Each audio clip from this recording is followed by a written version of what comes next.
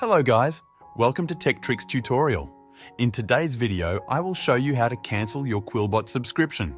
To start, go to quillbot.com and log in to your account.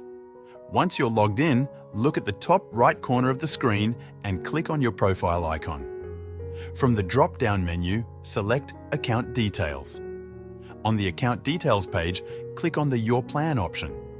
If you are currently subscribed to a premium plan, you will see the option to manage or cancel your subscription here. Simply click on Cancel Subscription and follow the on-screen prompts to confirm the cancellation. Once you complete this process, your subscription will be cancelled. You will still have access to premium features until the end of your billing cycle. That's all you need to do to cancel your Quillbot subscription. If this tutorial was helpful, please like the video and subscribe to our channel for more tech tips.